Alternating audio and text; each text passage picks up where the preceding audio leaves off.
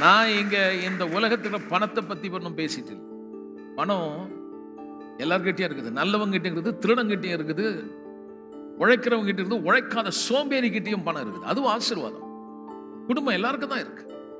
ஐயா கொஞ்சம் கவனிங்க, நல்ல ஒழுக்கமா வாழ்றவங்க உலகத்துல ஏராளமா இருக்காங்க. கஷ்டப்பட்டு பணத்தை சம்பாதிச்சு ஒழுக்கமா வாழ்றவங்க இருக்கிறான். ஆனா நாங்க இதை பத்தி பேசிக்கல. எப்படி நீ குடும்பத்துல சமாதானமா இருப்ப, எப்படி நீ நல்ல வீட்டை கட்டுவ, எப்படி இல்லைங்க. இதெல்லாம் நல்லா வரணும்னா முதலாவது தேவனோடு இருக்கக்கூடிய உறவு. அதை இயேசுநாதர் வந்து சொல்றாரு, நீங்க இவ்வளவு நாள் இந்த உலகத்தினுடைய சிஸ்டம், இந்த அமைப்பு, இந்த உலகத்துல நீங்க கஷ்டப்படுறீங்க, இன்னொருத்தன் கையில இருந்து புடுங்கலாம், அது உங்களுக்கு வேதனை தான் கொடுத்தது. இதை தேடி தேடி எப்படி பணத்தை சம்பாதிக்கலாம், எப்படி உடைய உடுத்தலாம், எப்படி வீடை கட்டலாம், இதை தேடுறீங்களே, இதெல்லாம் அஞ்ஞானிகள் செய்யறாங்க, அதாவது மூடர்கள் செய்யறாங்க. ஆனா நீ என்ன தேடுனா, என் ராஜ்யத்தை தேடனா, இவைகள் உனக்கு கூட கொடுக்கப்படும்.